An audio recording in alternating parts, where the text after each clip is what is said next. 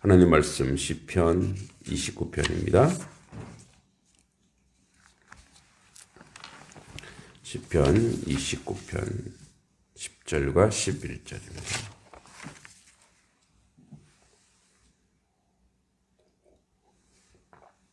(10절과 11절) 같이 한번 읽어보겠습니다. 여호와께서 홍수 때에 좌정하셨음이여 여호와께서 영원하도록 왕으로 좌정하시도다. 여호와께서 자기 백성에게 힘을 주심이여 여호와께서 자기 백성에게 평강의 복을 주시리로다. 아멘. 이제 우리 지난번에 했듯이 영광과 능력의 여호와를 향한 거룩한 경배를 촉구합니다. 그러면서 이제 자연의 이미지, 물, 우레, 천둥, 번개, 산맥, 큰 나무, 불, 이런 것을 비유를 들어서 이제 하나님의 임재를 이야기하다가 이제 오늘 10절에 여호와께서 홍수 때에 좌정하셨습니다. 이렇게 얘기합니다. 이 홍수는 노아 홍수를 의미합니다. 인생의 범죄와 그 재앙을 다스리셨다 이렇게 이야기할 수 있죠. 그래서 방주라고 하는 구원의 통로를 분명히 줬음에도 불구하고 불순종해서 인류가 단 8식구 이외에 전멸하게 되죠. 이때에 그러니까 이 땅에 홍수가 있을 때에 대홍수가 있을 때에 이제 그 홍수를 인생은 감당 못하죠. 그러니까 물이라고 하는 것은 인생에게 적당해야 그것이 생명수가 되는데 없어도 죽고 너무 과해도 죽는 게 물이라는 거죠. 그때 하나님께서 통치하고 계셨다 이렇게 이야기합니다. 그러니까 인류에게 있는 그 유전적 트라우마가 있습니다. 그것은 이제 가장 큰 걸로서로 두 가지, 홍수와 바벨탑 사건. 그래서 어느 마을에 가도 이제 그 홍수와 관련된 전설이 있습니다. 그래서 우리도 이제 교과서에도 나올 정도로 용소와 며느리 바위. 그 용소 이제 물이 넘쳐서 마을을 점령하죠.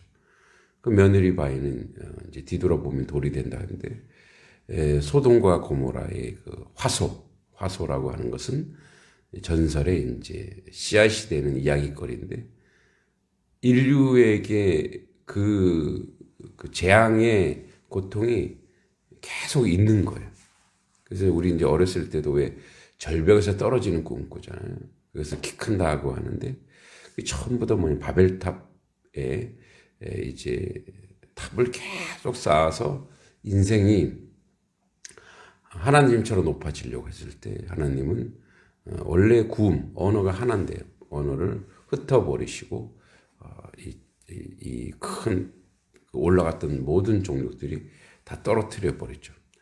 그러니까 항상 인생에는 유전적으로 물에 대한 두려움, 그래서 홍수에 대한 물에 대한 어떤 그런 전설들이 다 있고 또 절벽에서 떨어지는 그런 꿈을 통해서 바벨탑의 유전적 죄악에 깔려 있는 그런 트라우마가 항상 인류에게는 있습니다. 왜 그러냐? 그것이 우리의 죄의 결과, 죄의 열매들이라는 거죠.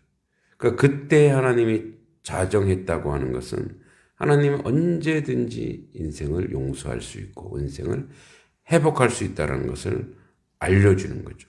그래서 홍수 때에 영원하도록 왕으로 좌정했다. 그러니까 우주의 만물의 주권자다. 그러니까 언제든지 하나님은 우리에게 오는 모든 그 죄악의 결과들, 재앙의 결과들을 하나님은 언제든지 멈추고 회복하고 주님의 주권과 은혜 가운데 복으로 전환시킬 수 있는 분이다라는 거죠. 그러니까 이제 재앙이라고 하는 것, 죄의 결과는 창조주 하나님의 창조의 원리예요. 죄를 지으면 벌을 받는 것이 공의예요, 공의. 그러니까 그거는 하나님이 홍수를 주셨다 또는 떨어뜨리셨다. 이거는 하나님이 그 미워서 인생을 그렇게 한 것이 아니라 그것은 죄의 결과이기 때문에 그래요.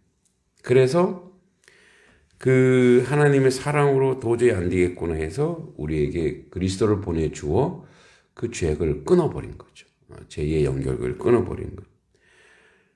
언제든지 하나님은 우리에게 재앙이 아니라 축복의 결과로 있게 하는데, 그때 그 홍수 때 여호와께서 자기 백성에게 힘을 주시며 여호와께서 자기 백성에게 평강의 복을 주시리로다. 그러니까 그런 재앙의 때에도 하나님께 순종하는 사람은 8명 살았고, 또 동물들도 다 암수 하나씩 살려두는 역사가 있었다라는 거죠. 죄 없는 동물을 왜 죽이느냐? 이제 종족 보존을 위해서 암수 하나씩 살려두셨지만 나머지는 다 인생의 범죄로 말미암은 결과물들입니다.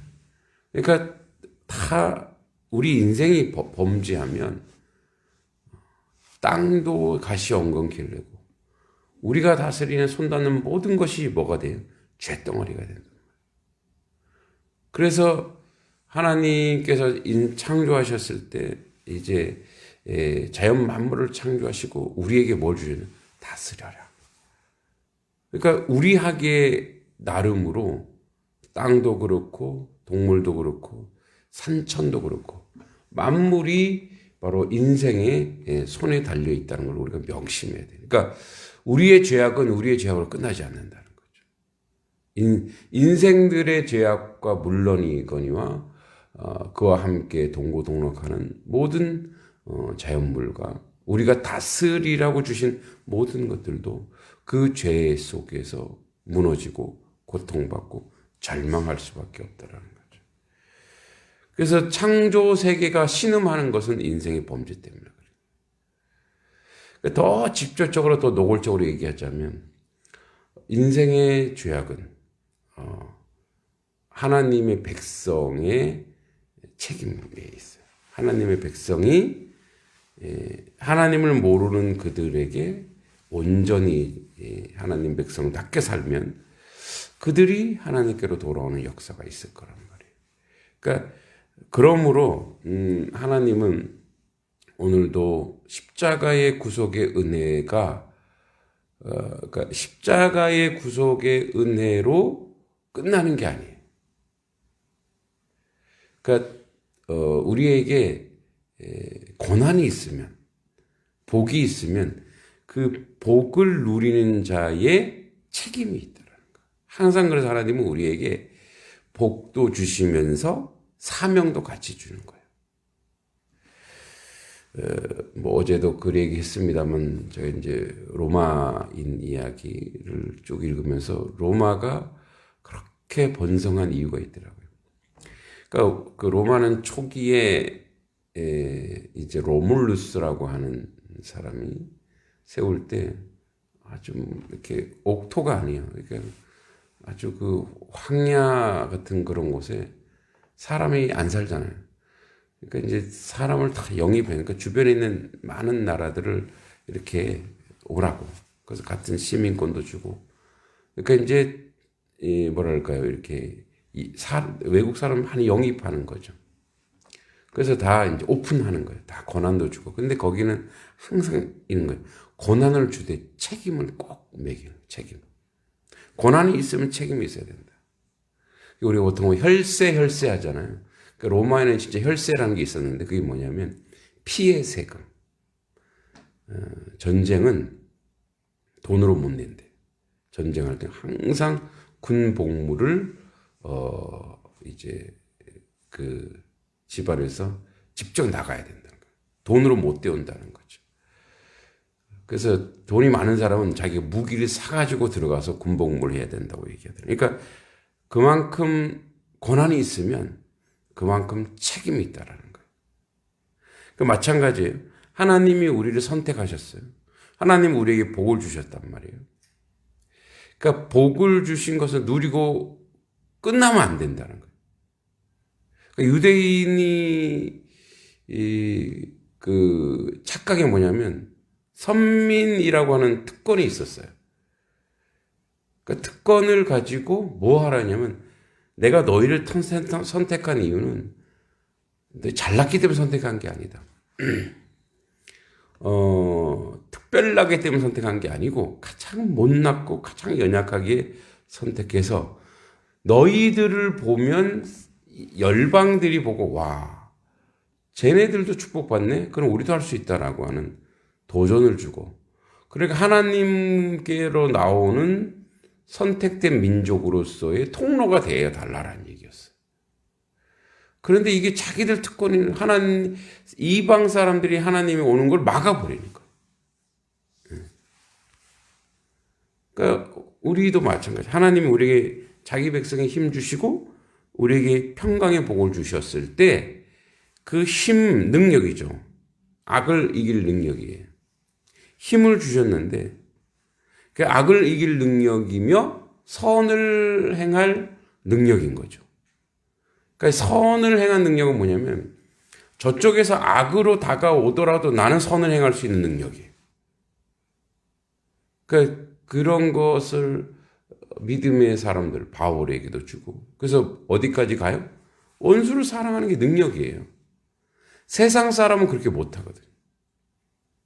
우리를 핍박하는 사람을 위해서 기도하는 거예요. 그게 능력이에요. 그러니까 세상 사람들이 하지 못하는 그런 힘과 능력을 하나님은 우리에게 주신다는 거예요. 그러면 이제 그렇게 복 중에 가장 최고의 복은 뭐냐면 평강이에요, 평강. 이 평강이라는 뜻이 샬롬 뭐냐면 완전하다, 완성됐다, 부족함이 없다. 언제 평강이 오냐? 그죠? 진짜.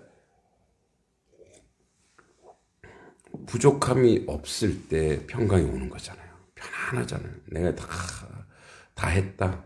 다 이루었다. 평강이 오는 거예요.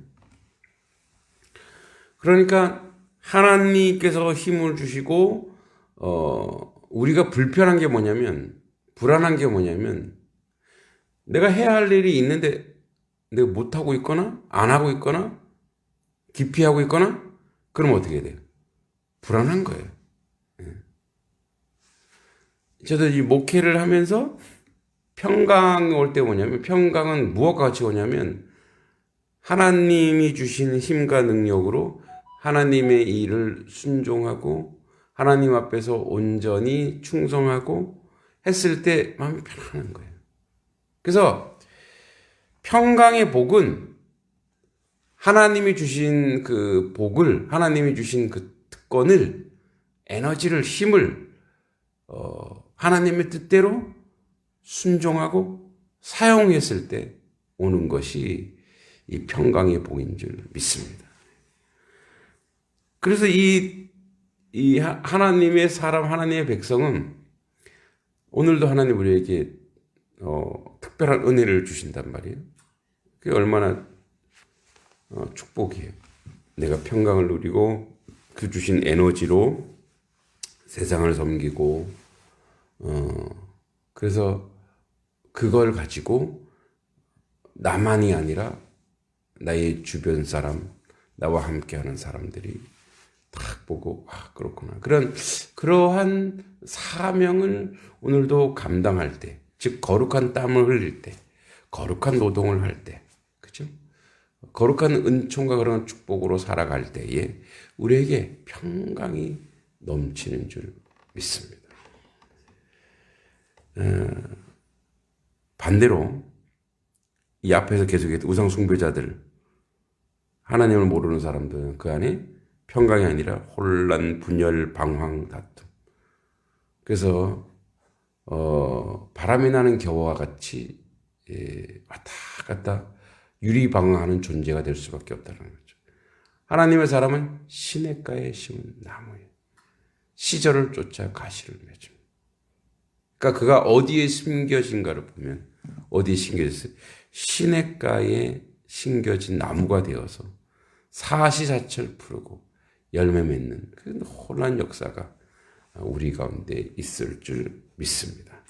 오늘도 주님이 주신 복을 누리면서 동시에 그 복을 함께 나눌 때 오는 그 축복, 그 은혜, 그 평강을 누리시길 소원하고 기도합니다.